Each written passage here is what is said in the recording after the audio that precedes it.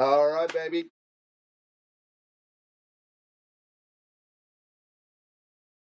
My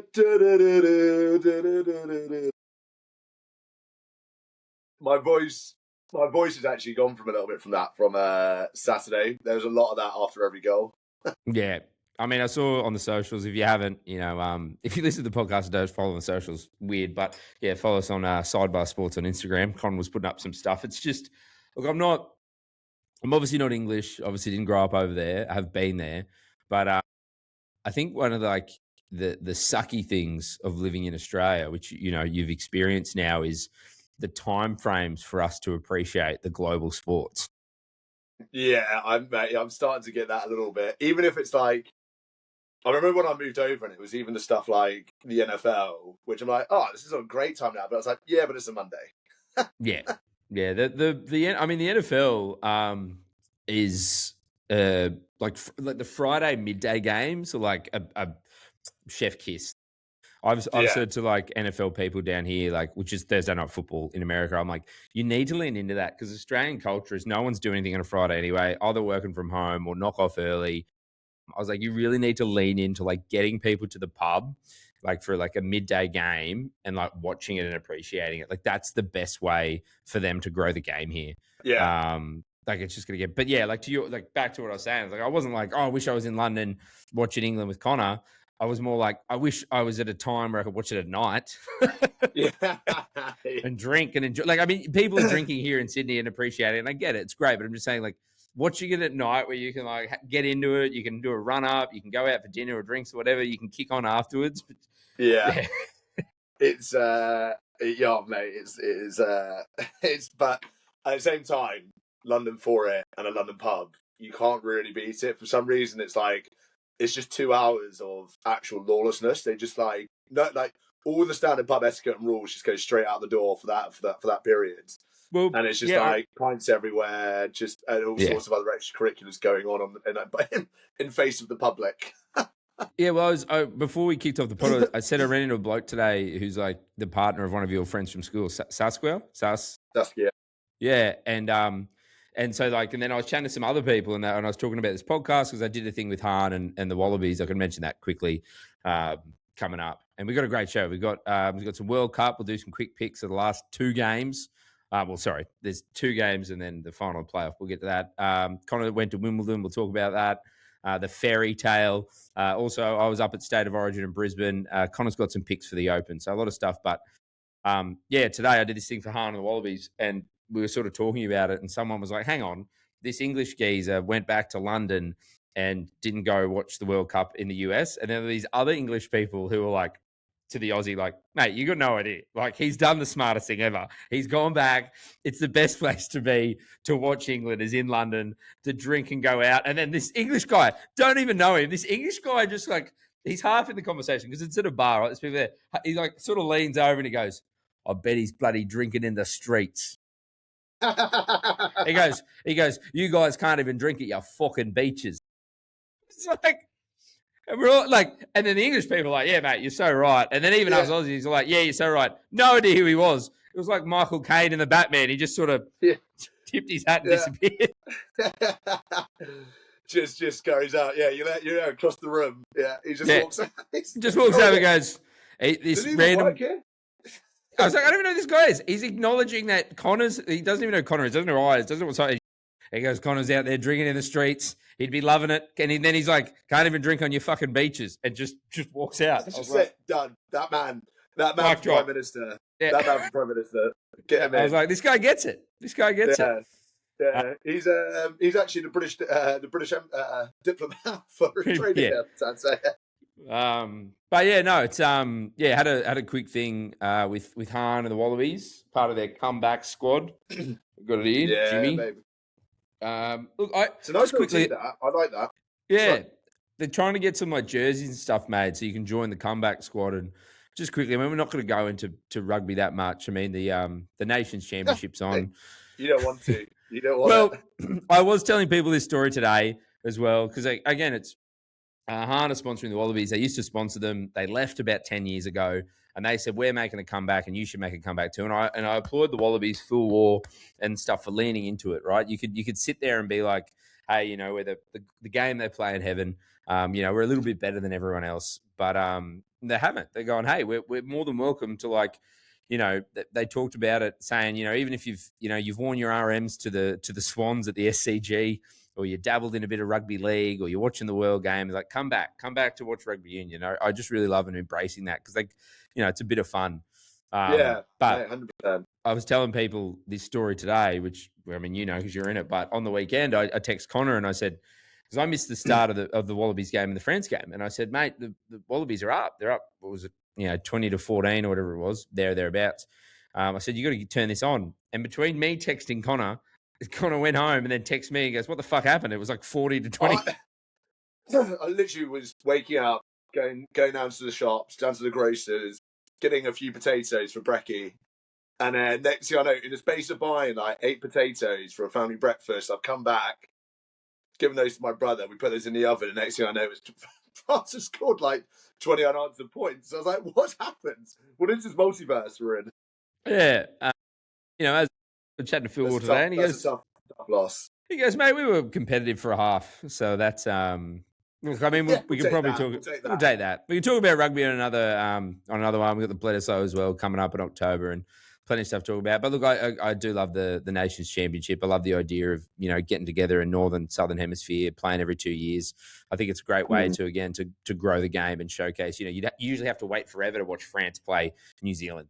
I love it. I mean, I've seen people say it takes a little bit away from the World Cup. And I mean, obviously this won't be played when a World Cup's on or when there's a British and Irish Lions tour, but I don't know. I kind of want to see the best teams go at it. It's like, although, the best teams go at it, we've not really seen a proper full strength France team going at it. No. Well, I think that's Dupont, I don't think has played there in honestly about 8 years. I think he's just like so over it. What is it? I can't remember what it is exactly. But anyway, Antoine Dupont, I don't think, has literally gone down to New Zealand or the Southern Hemisphere and played there in about 8 to 9 years. And I just love it. He probably gets to the end of each season. He's like, why the fuck would I ever go there? I live in France, mate.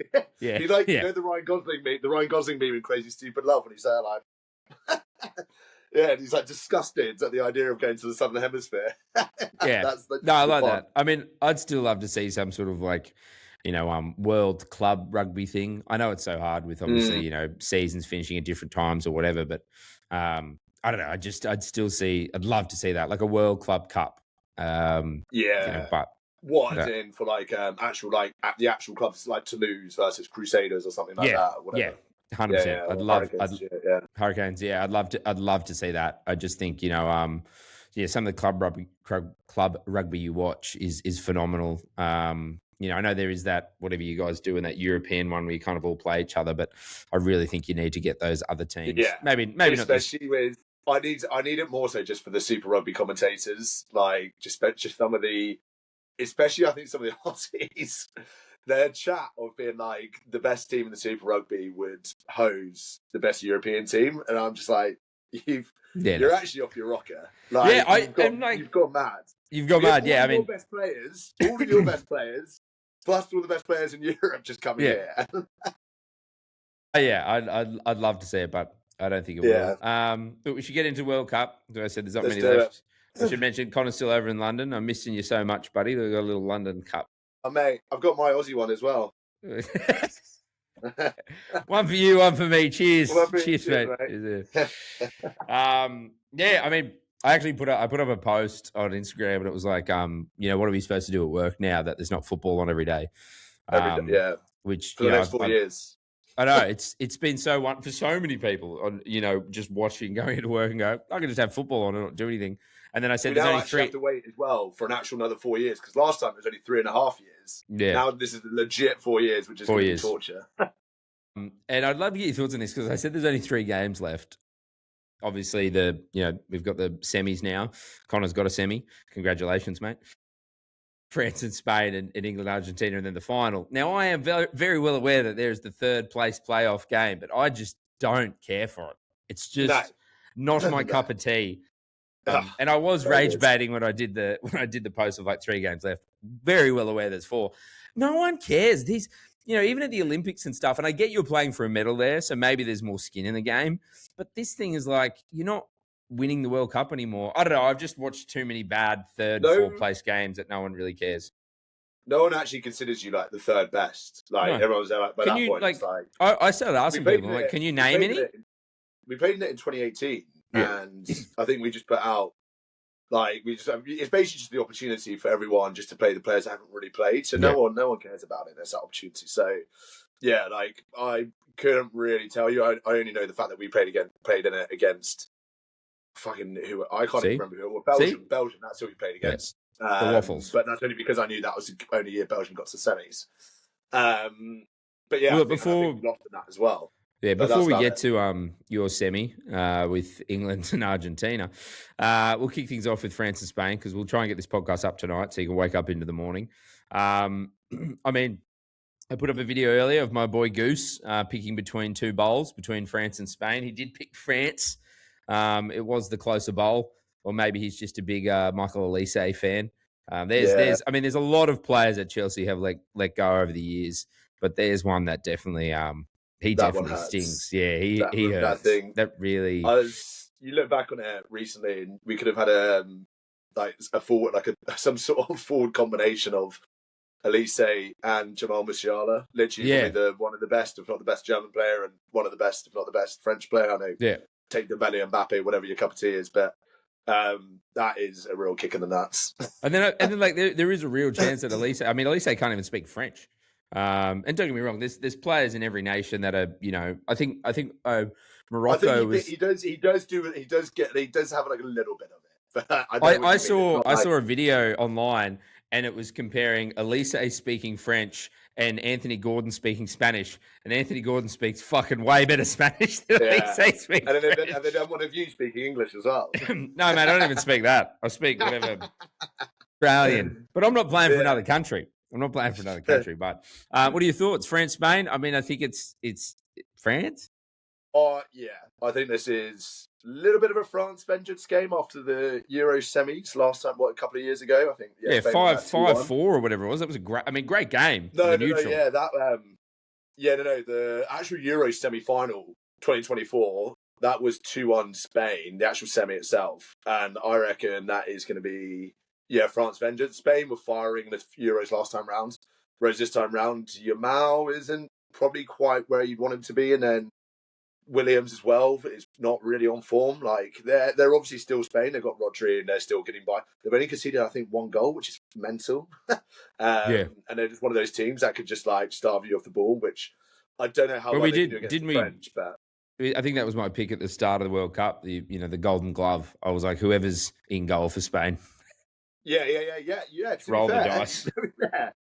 Mate, that's pretty much locked in. Yeah. That is it. Yeah, it's insane, isn't it? I was like, I don't think you can look past France. Like they just find answers, and they're just fire all of their best. All the players that they want firing are firing at the moment. Just Mbappe, Elise, and Dembele are all going pretty well, and it's actually terrifying. Yeah. It's look, I think France are favourites, deservedly so for the whole competition. We talk about firing, they're just getting better every game. They're so talented. They got talented players who haven't even seen time yet. 20 years since France have beaten Spain in an international tournament. Yeah, I think I'm obviously going to get up early here and watch it, but I expect France to win that, and then I have my fingers and toes crossed that England beat Argentina, and then we see an England-France final. But what are your thoughts, mate? England, Argentina. Mate, honestly, it's so fucking on. Mate, fucking Messi. You know what this is up? Messi's first time playing England. Really? Yeah, never played England. He's never played England. Never played England for Argentina, mate. No, he's last time. I think it was 2005. Last time Argentina played England, that was a friendly, and Messi didn't bother playing. Yeah. But yeah, first time playing, mate. So this is, honestly, everything to this, like Messi's first time. Argentina are apparently already wearing their lucky navy blue shirt, the one they always wear, and apparently every time they played England and they've worn their usual home strip, they seem to lose. But when they wear the dark navy blue one, they always seem to win, like the one that Maradona wore when they played him last time for the Hand of God. So, mate, they're wearing that. They're already rattled, and this is vengeance, isn't it, for 40 years ago? So bring it on, mate. Yeah, I mean, I think England have found a way to win. If you took France are just this beast that just all consuming and just rolling over the top of things. I think England just keep finding a way to win. Argentina, obviously, people think that it's rigged and Trump's got involved, and they want to see Messi at the end. I mean, one Egyptian player even came out and he's like, "It's rigged, it's rigged." I'm like, genuinely. I know I posted a little bit on Sidebar, but it's so true. It's so funny how I've never felt so uncomfortable and like not knowing what to do with teams liking us. Like, I'm so used to being on the offensive and not supporting England. Being like, fuck you, fuck you, fuck you. But now everyone's there like, yeah, fucking go on, England. I'm like, wait, what's going on right now? Yeah. So look, I mean, I think that's the better game or the more interesting game of narratives. Do you know what I'm craving for the most? So Dan Burn to come on and absolutely clatter Messi in some sort of header challenge, like he did against Norway. Did you see the video of that when he heads it, steps over him, does the Allen Iverson, steps over him, but he does it again as well. Yeah, how fucking bad. The big man. That's what he's there for. With 4 fingers. Yeah, I know. He lost his finger as a 13-year-old. Yeah. Oh, mate, he is honestly that man is coming out as a national treasure.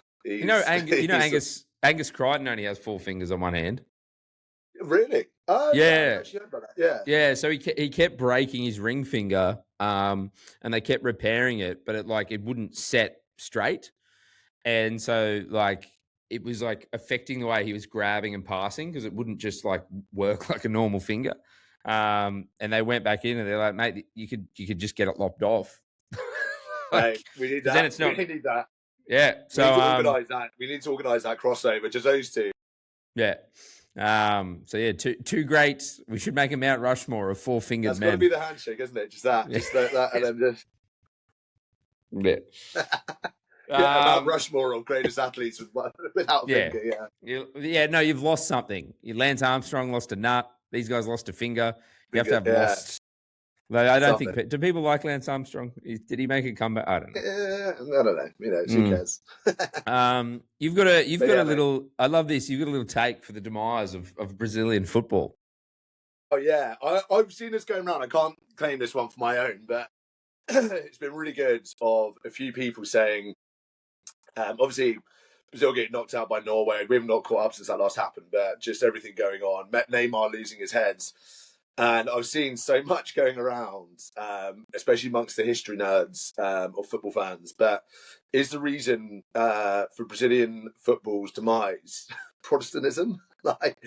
Evangelicals have apparently been on the rise in Brazil over the last 20, 30, 40 years, I think it is. And they were saying, if you look at World Cups, if you look at every team that's won the World Cup, there's only ever been one whose country is the origin of the country is in Catholicism, and that was England in 1966. Obviously, Church of England. Yeah. Every single one has been Catholic. It's been Brazil when they won it; they were a Catholic country, and now there's been this whole connection to evangelicals and a lot of the rise of that, and the rise of that within the players themselves, of the demise of football, because they're like Yoga Benito, everything like that. All of those players, they were all big Catholics. It's such a religious sport, like Jesus and everything like that. But they're this whole new vibe has just completely ruined it. Apparently, it's not the same Yoga Benito vibe that there was. So it's bring back the Catholicism in Brazil. Bring back Catholicism. Make Catholicism great again. It's generally why. Speaking of that, apparently that's the whole connection, because they're there's been a connection of obviously this kind of right wing leader in Brazil who nationalised and politicised the Brazilian football shirt. I don't know if you remember that a few years ago. It became a thing associated with the right wing. And a lot of those people, like Neymar, supported that politician. And it's everyone was there you've lost your spice, you've lost your vibe, you've lost your Yoga Benito now as a result of those kind of punchy political thoughts. So everyone was there honestly, the evangelicals, they're You need to go. You need to go away for a bit. We need to bring the Catholics back. We need Yoga Benito back. So it's been fascinating. But I couldn't get over that. Every single World Cup winning country had always been like their national religion had always been Catholic. There you go. I did not know that. The more you know. You I was going to bring up some. I just saw some ticket prices and stuff for the World Cup, but I mean, I don't think it's breaking news that they're a lot of fucking money. There's just some. FIFA came out and just released some like extra tickets for the World Cup final, and people like, where were they from? They were like official tickets. They're on the website for something that's been sold out forever. And they found an extra 1,200 World Cup tickets behind the seat, and they're like in the couch. Oh, they were right here all along. I mean, some people are saying maybe they like FIFA was giving them to like, I don't know, people or fans of other countries or whatever, and then their team's out, so they essentially returned them and now they're selling them. I don't know, but I mean, the tickets are like the lower deck range from $20,000 to $32,000 US. Like that's fucking so. And like over here in Australia, you're probably not getting it over there in London, but like the news teams and stuff in Australia, like over there covering it, and they keep running into like Australians and like their families. And it's like, Aussie, we're over here watching the World Cup in Dallas. And I'm like, it was like a family of 6 with their fucking kids. I'm like, what do you do for a living? Yeah. Where are you getting this money? Like, you bring in your children? Leave the children at home. Like, one of them wasn't even old enough to talk. I'm like, he can't appreciate this. Just Photoshop him, ChatGPT, AI him in. We should have done that as like a content idea. You know, the guy that goes up to people in really nice cars and being like, excuse me, what do you do for a living? Hey, just at people at the World Cup. Yeah. What do you do for a living? Families at the World Cup. How rich are you? I mean, a shout out to Whoop as well. I got my Whoop on. Whoop, there it is. I will say. I had a heartbreaking loss of obviously you can't come to London without having something lost or nicked. So you lost your Whoop. Yeah, it's either that or stolen or pickpocketed at some point on the train. So you can flick it off. Both happened to me. So yeah, I don't know. It's sad times. To be honest, my stress levels on Saturday, I don't think I would have wanted to see my my level of strain. I don't think I could have bared. Let's cope and look at that. But mate, yeah, sad times for me. I need to give Weep a little ring again and see if there's anything they can do, if they can find it. Yeah, they can help you because I went to this. We'll talk about it a bit later. I went to State of Origin and I text you. There were people going out and I went home, and part of that was because I got the Whoop notifications. Like, mate, you need some rest. There's so much. Like literally, it's in your head now. Like you just forget how much like I don't know, like sleep and like it just is so good for you. You know what I mean? That's why I'm such a big fan. You get. And how much like the quality of it is, and like it refresh, and like sometimes you just forget that, like, I don't know, like if you're out and you're enjoying yourself or whatever, you're like, oh, I'm having a good time, but you've had a big week or a big weekend and you're like, oh, you don't think about it. Well, when you're getting notifications on your phone, it's like, hey, like you really need to get some good rest. You're like, yeah, no, I need to go home. And it's definitely a good thing to like look after yourself. And it's a great reminder for day drinking because you can get home, get into bed and go to sleep. Yeah, you don't want to look at it after that though, mate. Yeah. No, I'm not stressed when I'm drinking. That's the. Yeah, well, you might be if you're watching. When you wake up, you'd be like, "Do I look at this? Do I look at this?" It's like waking up and like seeing a load of missed calls, so they're like, "Fuck." Yeah. And look, you got to tick, one of the great sporting to dos off your bucket list. You went to Wimbledon. Talk us through it. How was it? You got to take part of the fairy tale run. Oh, there it is. I texted you and you were like, "Why did I fucking think of this?" I know. Even fucking Zverev fucking came up said it. I was like, God damn it, it's my job, mate. Wimbledon was awesome. It was such a good day out. We were there. I saw Coco Gauff play against Muchova, who had one of the all-time, I think, crumbles in the women's singles final had 5 championship points. She was up 5-2 in the second set, or won the first set, and then she crumbled and lost the whole thing, which was insane. The Coco Gauff match we went to see was awesome as well. No one seemed to want to win it. Went to like a tie break in the thirds, and it just kept going and going and going. But it was awesome. It was The only thing with Wimbledon, and I get this as well. You probably had a lot of people had this with the Australian Open. It was 35 degrees, and watching that with tennis isn't necessarily the nicest. So that was torture. But mate, it was good. I was not. I was actually, you know what? It wasn't too bad. The prices. That was one thing I was nervous about. Is obviously you always hear about the prices when you get in there. I think strawberries and cream jelly was about 20 quid. I only had a glance. But what? I mean, I don't. Surely you're drinking. You're not having a strawberries and cream. You know what? The good thing is, though, we're drinking there. I don't know if you have this at the Oz Open, but you can take in, each fan can take in like a bottle of wine each or a bottle of champagne, or I think it's like 4 cans or something. I don't know if you get that at the Oz Open as well. Yeah, you can take it like to the. I don't think you can take it into the courts, but you can take it on that outside sort of area. No, you can take it into the courts. Oh, no, can't do that. Yeah, because I took it in and then I had this like big water bottle. So then I had ginger beer because it was so fucking hot this one day. This one time at the Australian Open. So I just had ice in here and then I filled it up with alcoholic ginger beer. And you can bring your water bottle into the courts. So I was just sipping on this bad boy. Thinking that's a smart man.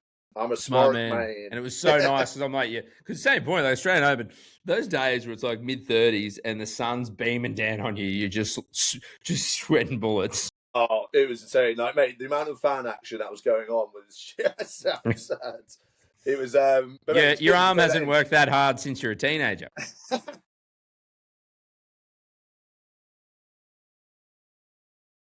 I've been practicing for this for years. Oh, you have no idea. I've been single for this long, baby. Oh, funny. That's a podcast title. Mate, no, it's class A, honestly. I'd say, though, Wimbledon's got to be Mount Rushmore. It's got to be on the Mount Rushmore for poshest sport events you could go to. Was something else. It was so good. What was that? Hello? It's like someone knocking. That is the door. Hold on. Oh, it is the door. All right. Hold on. We're going to pause this 1 second. We'll be back after the ad break. We'll be back after these messages. That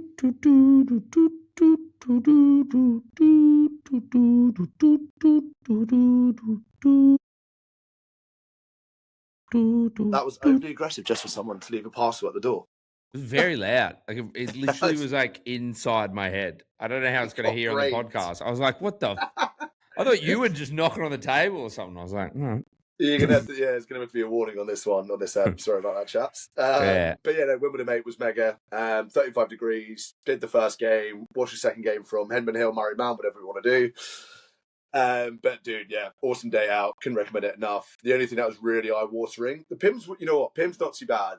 I thought it was going to be worse. It was just under £14. And then but one thing that got me was getting food behind like a food vendor, and a bottle of Stella was £8.20, which in dollars, how many double? Isn't it? Yeah, it's always usually double, so that is $15.80 for a bottle of Stella. Yeah. Like, I mean, that's. I feel like that'd be some of the events and stuff here as well. Like, it's not.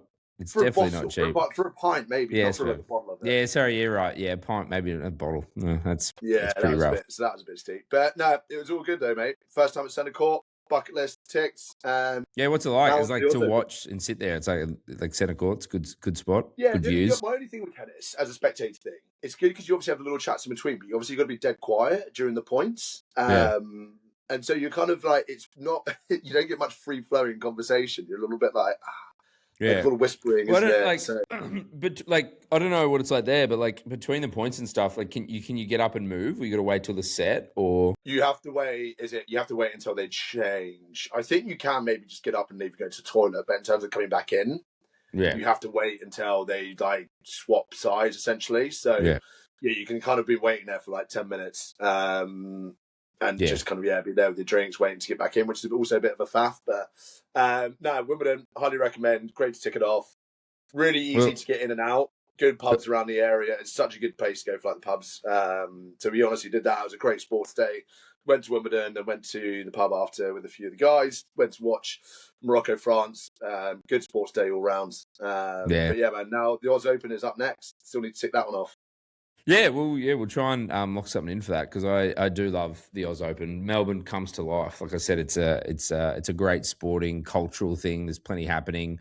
If you talk to anyone who's lives in Melbourne, it's the best weather they get all year. It's like the most consistently good weather. It can be very hot, but in terms like Melbourne, you can get the classic, the cliche, same thing over there. I guess the sort of thing of like 4 seasons in a day. It can be it can be. I played cricket down there once, like for this tournament thing, and it was like round robin. It was like a smaller side thing, and I remember like in the morning, like there was like frost and like dew and stuff, and then it was like stinking hot, and it was like, and then it was like raining in the afternoon, and then it was like this blowy, windy, and I was like, what the fuck is this place? I don't want to come out to Melbourne. But yeah, the Oz Open is a must. I mean, I know you got a little game for me, which you promised last week, but I wanted to mention as well. One of the things that shaped me, and I haven't watched it in a long time, but as a kid, Ali G was like top tier humor over here. Like even, I mean, I'm talking like I'm grabbing Gundawindi in like border Queensland, New South Wales in the country, and not a lot of like cultural things made it out there. I can't tell you why, but Ali G was huge for me and my mates. Like there was a period where like anytime as a kid, like even if we didn't have a mobile phone, like I'm talking if we had mum or dad's mobile phone, we'd like grab it and hand it to like a girl and be like, here, finish yourself off. Like set it to vibrate and finish yourself off. Like that was like a go-to bit for me as a kid, like constantly like me and mates, here, I've got to go, set it, vibrate and finish yourself off. Yeah, mate. What I'd probably always have was like every time you talk about someone, it's like Majuli. Majuli. Like I've got it down. I must do a rewatch of the movie. Yeah. I don't even know where you can watch the episodes over here, but Ali G back and he was at Wimbledon, and apparently he's finished filming. Yeah. But yeah, turn the engine on, mate. 10 minutes. Have you seen that? Apparently, so he's at Wimbledon. There's an account now. I think I chucked it up on Sidebar as well. If you do want to look at it, he's made an official account. I mean, he hasn't done anything since like 2001. Like that was when Ali G in the house. That was the last. He hasn't done anything at all. No, he did the shows, or maybe it was a bit later than that. Let me check. Yeah. When was the last Ali G? Or that.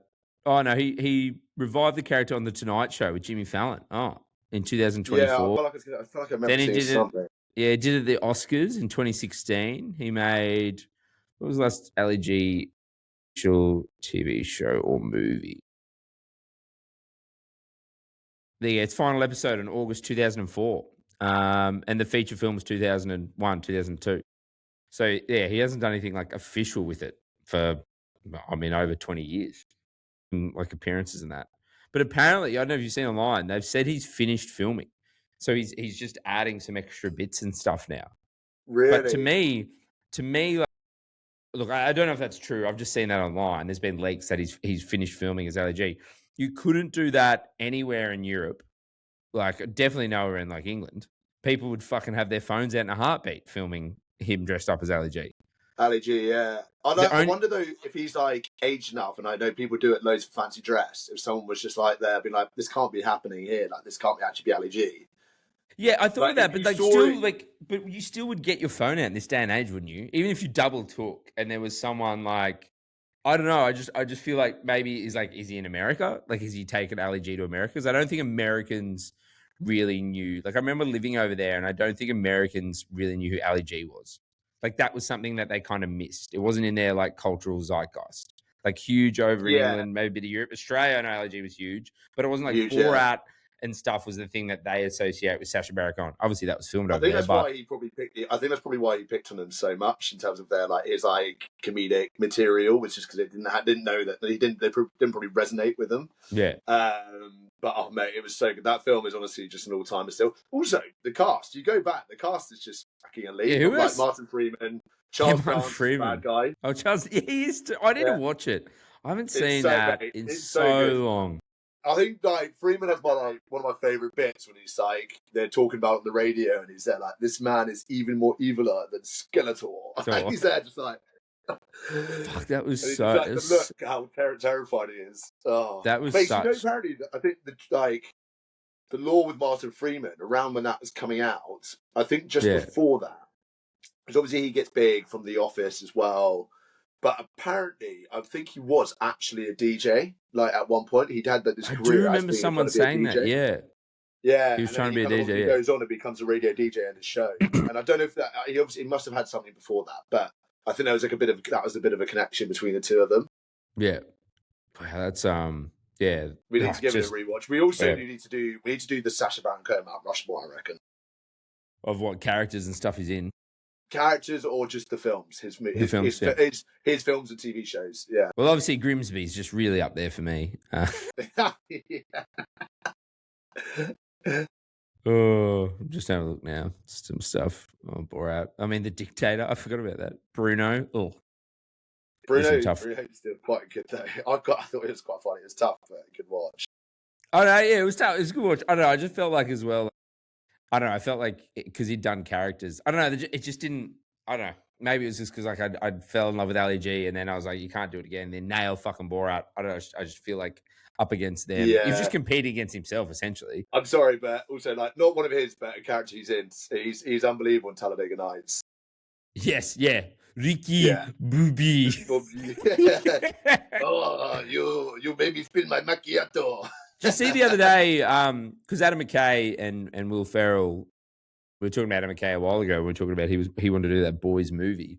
But Adam McKay and Will Ferrell became really close on Saturday Night Live. They started a production company, and after Talladega Nights, they split up. They went their different ways. And he was doing an interview about it the other day. After Talladega Nights? I thought that was way later. No, sorry, it was after that. Sorry. It was way after that. But he was talking about the next thing that they were going to do before they broke up was Talladega Nights 2. Oh. And he's like, but he's like, we just went our separate ways. And he's like, so that's like a thing that we didn't get to do. But he's like, that was the next planning one. And it was Will Ferrell's character, Ricky Bobby. He was going to race F1 in Europe. So it was like European set. I think Sacha Baron was like coming back and reprising his role. But yeah, it was all like European based, and like how the F1 and the Europeans just did not understand Ricky Bobby, and he didn't understand them. It was kind of like a clash of like cultures. It was like the opposite of like the Sacha Baron Cohen character coming to NASCAR and then them doing vice versa. Yeah. It's kind of like roles. So good. Yeah, and he's like, we had a script like and stuff, and he's like, I think that would have been a really good thing. But he's like, I think as well, like we really were trying to lean into it, and like costs just kept going up to do a proper like F1 film. And then, they obviously broke up and stuff. But I mean, hey, look, still there's plenty of time between other movies making a comeback. We're just talking about LG coming back. I'd love to see Talladega. I love Talladega Nights. Get Talladega Nights too. I love it, mate. Yeah, that's an all-time movie for me. Yeah. You could do Brad Pitt. He could play his character from the F1 movie as a cameo. Yeah. Just a crossover of universes. Yeah. Right. So Kid Me, we got this game. We got this game. We did. We obviously did the most Aussie people last time.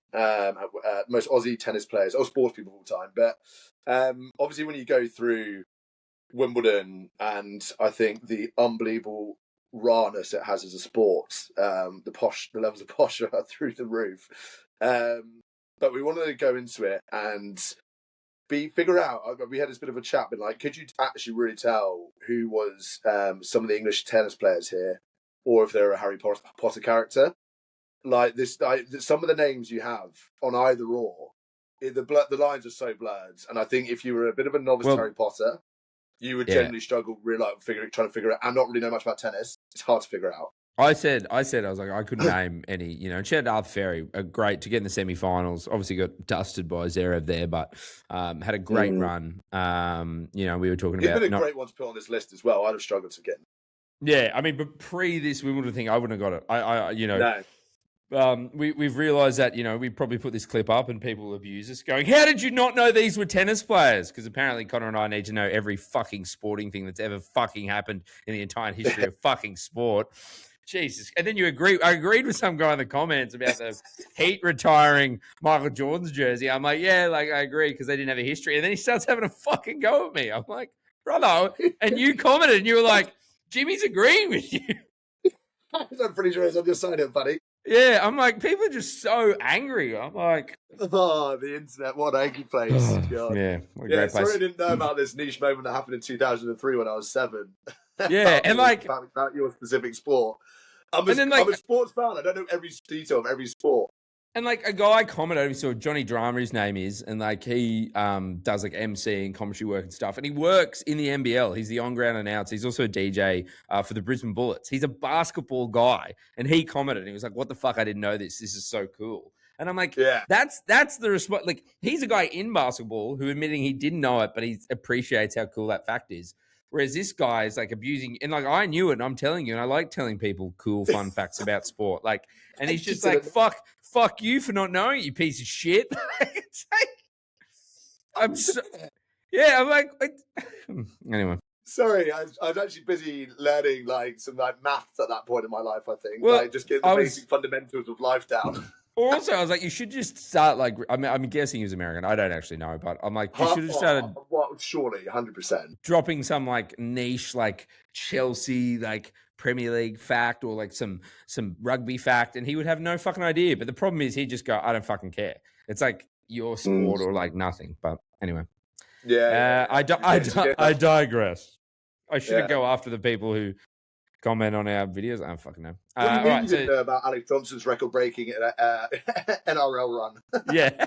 How do you not know he broke the record down here? How do you not know who Don Bradman is, who nearly averaged 100 if he didn't get out for a duck in his last ever game?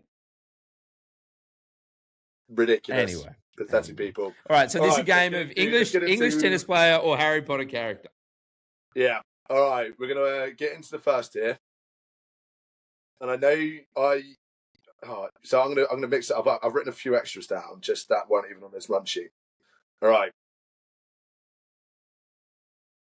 Tom Farquharson. Tom Farquharson? Sounds like a guy from Shrek. Yeah. Lord Farquhar! He halved it. He signed an eviction notice. What's his name? Tom Farquharson.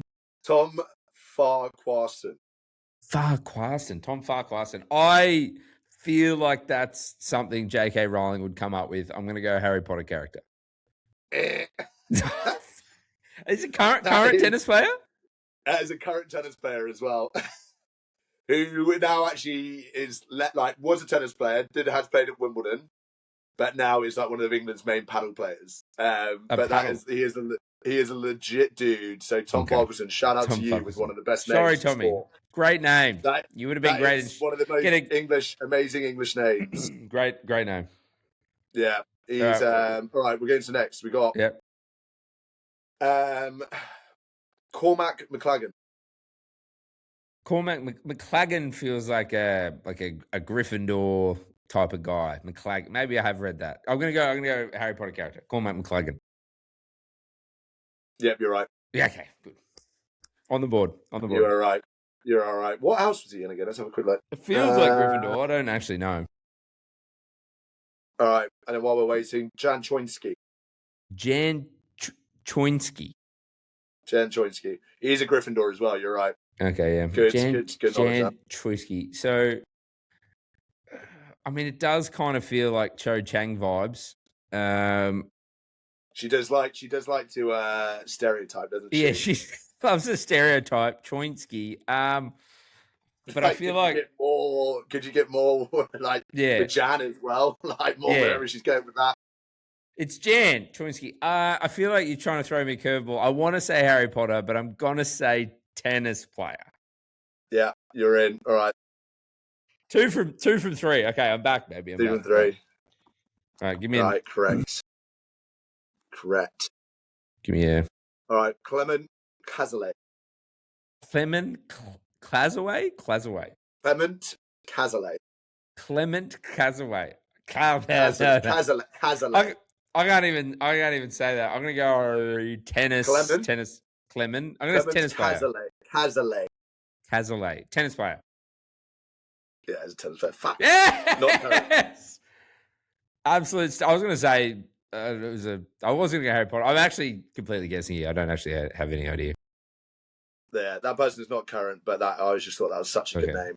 That is a good name. I was thinking there I thought that was a girl maybe from Bo Battens or whatever that other house is in Goblet of Fire. Yeah, Bo Battens, yeah. All right. Wilkie Twycross. Wilkie Twy. Oh, help me, Harry. It's Wilkie Feels Harry Potterish. I'm gonna go Harry Potter. Yes, I'm on fire. These are complete stabs in the dark. I could have gone tennis player there too, by the way. Yeah, he was. I don't even know who he was. I don't remember that character. He was a Ministry of Magic official. Oh, there you go. Operation instructor. Do not remember him. Maybe he's one of the characters that didn't make the books to the films. You know what? No, he did actually. You know who the actor would be actually. Really? Let me Google. In film. You'd recognise him. Oh wait, no, was it him? Oh, he doesn't appear in any of the Harry Potter films. Who am I getting mixed up with there? It says Wilkie Taugers does not appear in the Harry Potter films. He's a Ministry of Magic employee in the original Harry Potter and Half-Blood Prince book.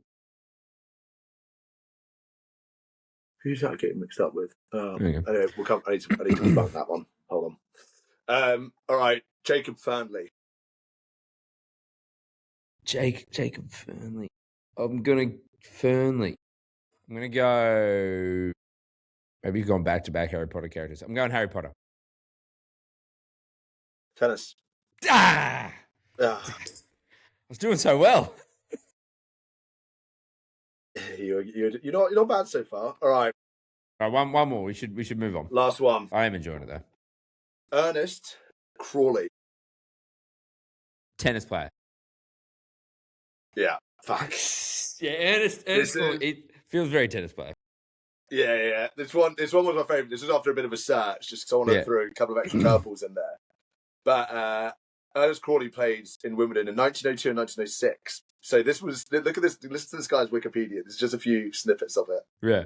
So was an English schoolmaster, sexologist, anthropologist, sports journalist, and exponent of ball games. He reached the quarterfinals of Wimbledon in 1902 and 1906. He also reached the quarterfinals of Queen's in 1913. Though lawn tennis was Crawley's favourite sport, he, in quote marks, was also fond of golf, figure skating, fives, and revolver shooting. Figure skating? Figure skating while revolver shooting. Yeah. Bang, bang! Bang, bang! It's like the alternative universe to, what is it, the biathlon in Winter Olympics when they got the ski and the gun, isn't it? Yeah. But I think you should bring in figure skating and revolver shooting. It's like, I don't know, isn't it? But we need to. Around, he's like, yeah, I want to see that. We skate and shoot to one song only. Yeah. I want to see triple axel, and bang, bang, bang, bang, bang, bang, bang. Sign me up. And everyone is dead. Look, we'll punch through here. I'll get through State of Origin pretty quickly. Look, New South Wales won 30-12. How about the Blues? I was the Maroons. All right, now for the next year, mate. You know what you're fucking saying for the next year? What? Maroon, not Maroon. I love Maroon 5. Look, I was there. I'm going to say, dominating perform from Nathan Cleary. What everyone said he hadn't done. I mean, absolutely. I didn't really sit in that camp. He'd won before, but just a great performance from him. Two meat pies there. I mean, my big takeaway from this game is Queensland, us Queenslanders, because I had to do some work for Tui's and New South Wales Blues. But yeah, what you got to do. You got to earn some coin. But you're welcome, Wallabies. Because I think this is the only thing that, people were saying were missing on his resume. It's not missing anymore. And what I'm going to do for you, Con, is I'm going to give you Nathan Cleary's resume. Right now, at 28 years of age, this is what he has achieved. 4 NRL premierships, 2 State of Origin series wins, 2 Clive Churchill medals. That's the NRL Grand Final player of the match. A Wally Lewis medal. That's the best player during a State of Origin series. Equal most New South Wales Man of the Match awards. Equal most points scored in Origin deciders. A Brad Fittler medal for the best New South Wales State of Origin player. The most points ever scored for New South Wales. 3 Dally M Halfback of the Year awards. A Rugby League World Cup. 5 Grand Final appearances. And 3 minor premierships. He is only 28 years of age. Why not go play rugby union? Why not? Has this win, so you've got 2 State of Origin wins, where does this rank him, do you think, amongst greatest of all time at the moment? I think sometimes when we rank people that are currently playing, you have the recency bias, but I think sometimes it's positive and sometimes it's negative. I think sometimes, players play and you go, Jude Bellingham, and you go, geez, he's up there, could be the greatest England player of all time. And maybe that's like hyping him up there.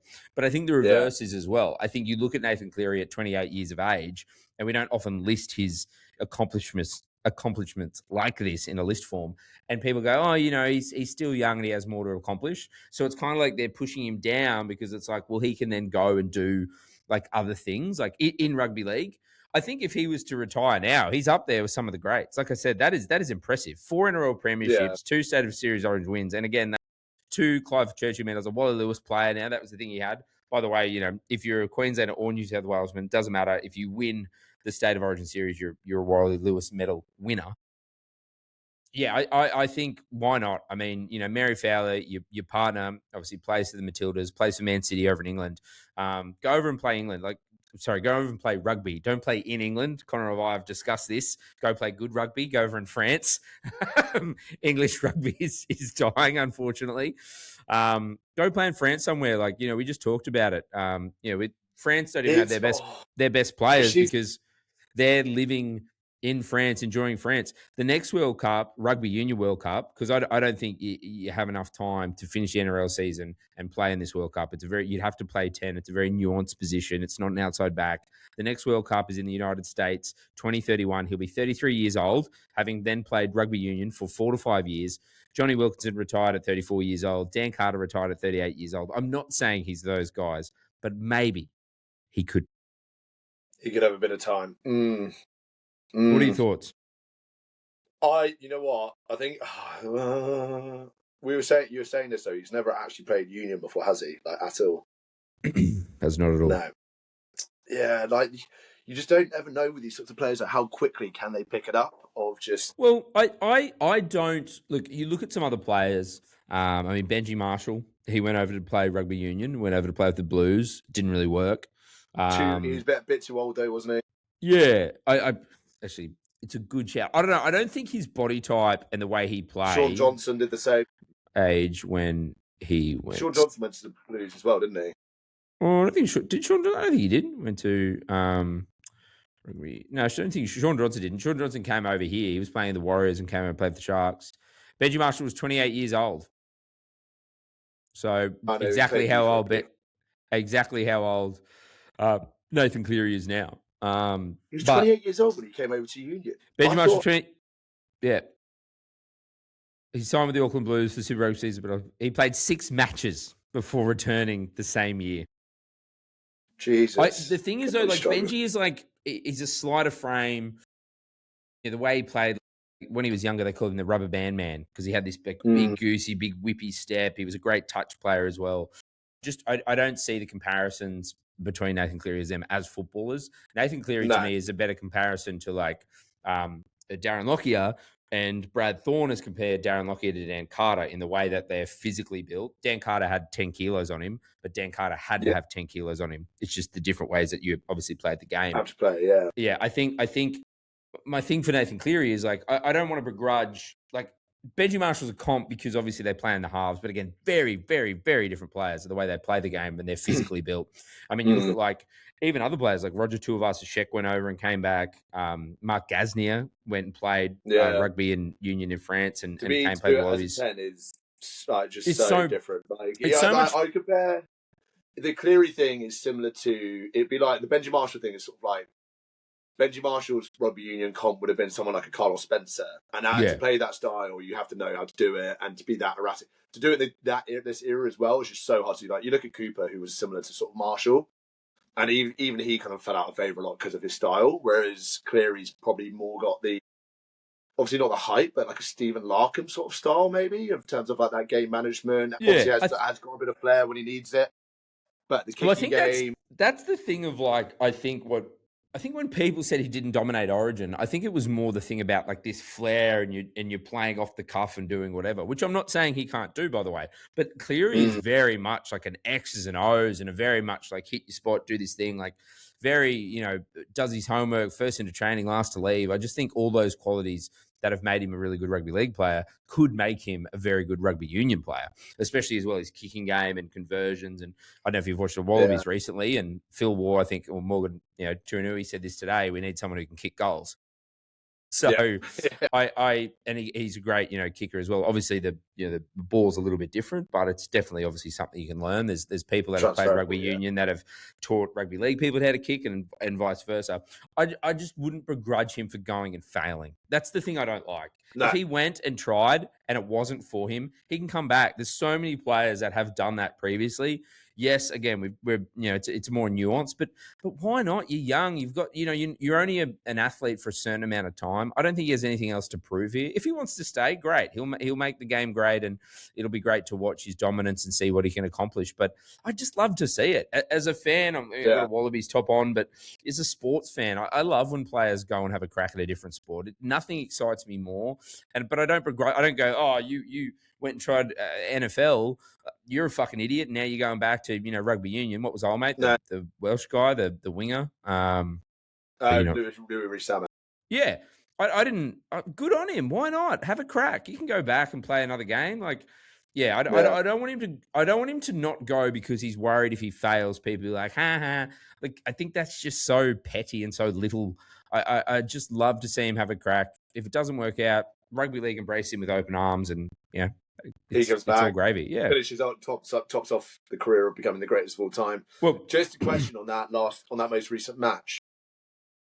What, in terms of such a dominating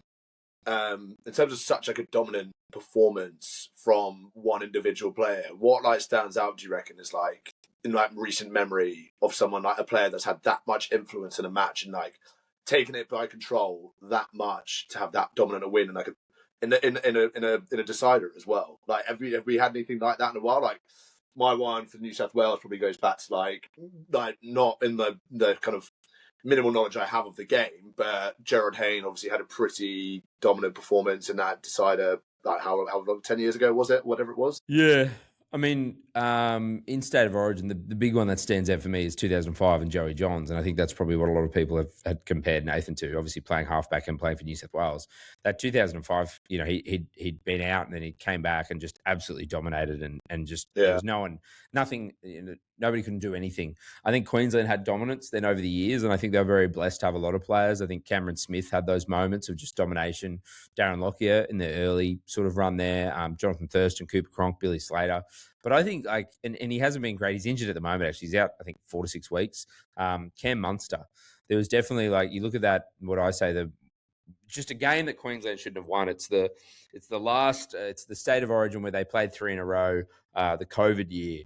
And you look at that last Queensland team, we won't go over it now. We maybe do a podcast on it or whatever, but it's just shit. And in the most amount of respect to those players that played, but in terms of the quality to New South Wales, we had Edric Lee, Brenko Lee, Corey Allen, guys you wouldn't even know who I'm mentioning playing for Queensland.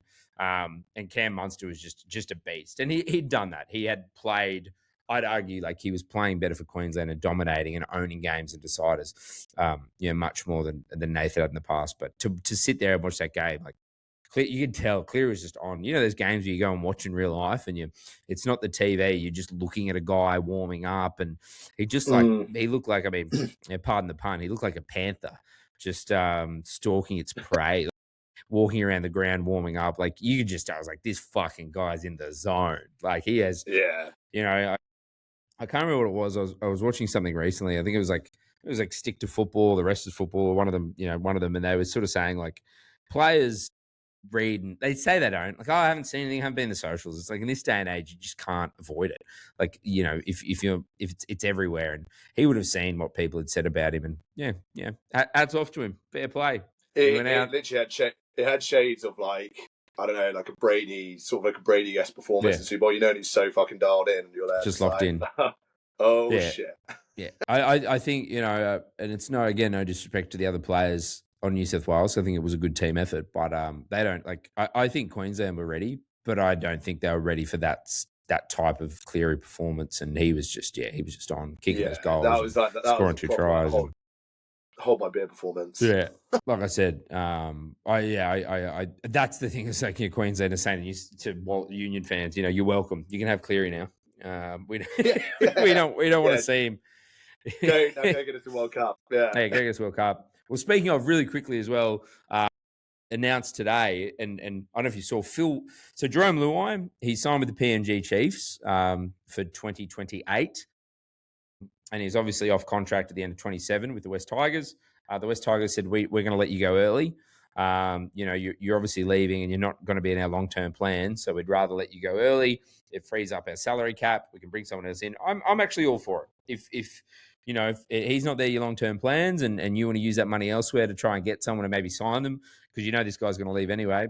And from everything I hear, I mean, you can, not the old media, but everything I hear, Luai was fine with it in the end. Benji was fine with it. They're all happy to move in a different direction.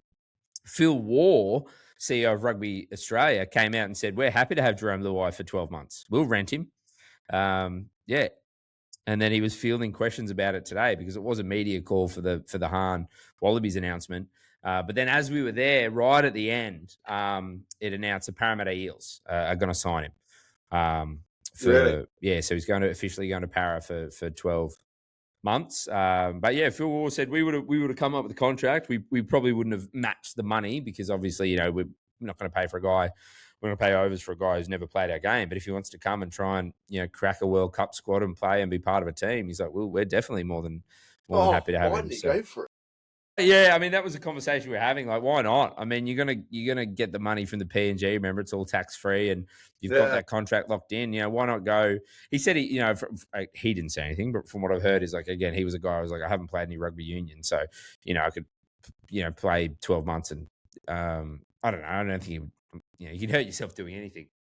Would have been cool, but no, he's going to Parramatta Eels, and the Eels get him for 1 year. I said it was like Sean Bean joining Game of Thrones season 1. Great player, great performance, but we all know he's going to be gone and dead by the end of the season. So Parramatta might be building towards something, and the Para thing as well. And we've talked about it. They're one of those franchises that haven't won for such a long time, which obviously have had success. The only thing I'll say is that him and Mitch, the last time New South Wales won up in Queensland was without Nathan Cleary. It was when the halves were Mitch Moses and Jerome Luai, and I think they really play well together and they complement each other, and they've had success. So I think that's good. But I don't know. It's just, someone had to sign him. But it's definitely hard when, they signed Jonah Pezzett. I won't go too long on it, but they signed Jonah Pezzett this year, who's going to the Broncos next year. So now 2 years in a row, Parramatta will be renting a player for 12 months. Quite literally, they're now rent boys. Yeah, literally. just they're cucks. We need to get old Sam Rigney on to talk about this. All right, well, yeah. Do you want to quickly? I haven't done any really research for the Open, so I'll let you punch through this, and then we'll end this, and we'll do another little one for culturally uncultured. Well, we've got the most historic of major golf championships coming up, the Open. It's so historic they don't even call it the British Open. It's just the Open, mate. So much heritage we've got in sport over here, mate. I'll tell you one thing. I think most golfing Australians call it the Open. We love the heritage of it, obviously. But when I was in America, they call it the British Open. They refuse to call it the Open. They're very... It ain't your sport, lads. Yeah, and I'm like, I'm not even... I mean, I technically don't even have, a horse in the race, but I remember living there, and because when I was in Alabama, Justin Thomas played at Alabama. His dad was the golf coach there. So there was a lot of talk of him being this big thing, and I think he has. He's been great, right? And yeah, they were talking about golf, and I just remember someone brought it up, like, oh, the British Open's on soon. I was like, oh, the Open. They're like, the British Open is on. And I'm like, no, it's the Open. They're like, you'll find that we host the Open, the US Open, whether you're referring to our golf tournament or our tennis tournament, but no, that would be the British Open. I was like, oh my fucking god, you guys are so insufferable. Yeah, they call the US Open tennis or golf. Just they call it their Open. I don't think they do. I think they were trying to make a point, but they definitely call they're winding you up. They definitely call the British Open or the Open the British Open. That's 100% fact. And then I think they were just winding me up by trying to be like the others are just the Open. I was like, oh, we need to get some American. We need to find some American fans. Get this clip up, and then just I want to find them wherever they are. Let's get the comment section firing. Yeah. But yeah, no, we've got the Open back. It's going to be hosted at Royal Birkdale golf course, which is basically just in Merseyside, just above Liverpool. Second, it's hosted the Open Championship 11 times now, second only to St Andrews. The actual interesting fact with this is this golf course specifically, despite being one of the most prestigious venues in the UK, it is the only major Open rota course that has never been won by a British player in all of its time. Yeah, but so I'm taking that into account for my picks, and I've gone with two picks. I want to go in for two picks here. My first one being, as kind of already highlighted with it kind of being one by no British players, I'm going to stick to that trend. Okay. And it favours massively people of recent success. And someone that had a little bit of recent success, been performing quite well. And I think he might finally go on to break his major duck, is Victor Hovland. So my whole thing with Hovland is he's a kind of world number 12 at the moment. And was tied for 49th at the halfway stage of the Scottish Open last week. In his first start since his victory in Travellers last month, but he finished that in the week in 13th after firing 69 in a round 3 and 64 on a Sunday, which was matched only by Rory McIlroy and the winner Tom Kim, but better by nobody. So he's kind of finding in some nice form. And the last 4 Open winners have finished 10th, 12th and 15th and 18th in the Scottish Open. So his 13th last week looks kind of a nice little warm-up. And he's already contended pretty nicely in 2 Opens as well. So Hovland is one, and you can kind of get that. You can get that at 20-1 odds at the moment. So pretty nice returns if you do want to put a little bit of money down on that.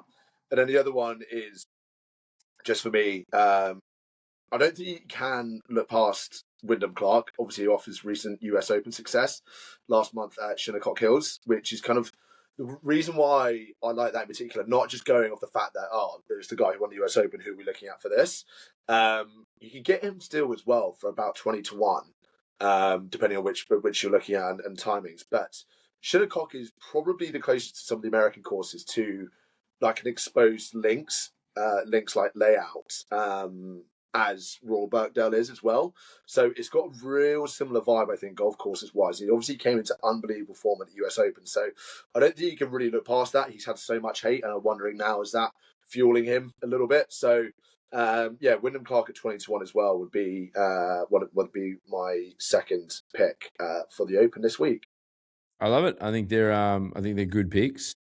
I love your little tidbit that no British player has won there. Shout out to Ian Baker Finch, Australia's very own, who won in 1991 there. Yeah. And Cammy's Royal Birkdale specifically. It's Royal Birkdale. Yeah. Royal Birkdale, he won in 1991. That was his only major win. I was going to say, because you did have your last Open winner, there would have been Cam Smith, wouldn't it? Yeah. Yeah, but Ian on an absolute heater that was terrifying with the putter. Like, I've never seen someone that scary with a putter before. Yeah, that last putt on was at 18.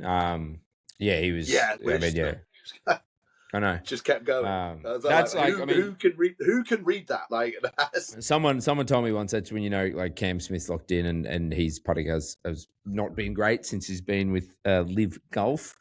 But that's just unfortunately, the way it goes. All right, but we're going to stop here. Thank you for listening. We're going to come back with another episode, which will drop a little bit later in the week, which is the Culturally Uncultured, from two of the most culturally uncultured guys, myself. That'll include, we're going to do a little moment for Sam Neill, who has sadly passed away. Also, I've got some fun fact about Madison Square Garden, how they rank their celebrities and VIPs. I watched Project Hail Mary. I'm going to do one of the Connor takes where I take two things and put them together. And I'm sure there'll be a few dad jokes, I think, from Anthony sent me in earlier today. So that's it for us now. Peace and love, bitches. We'll see you soon. Jordan. We'll see you soon. All right. Culture and culture. Right, you know what I might need to do quickly then before we get into this part? I just need to find I've got about 6% left on this iPad, so I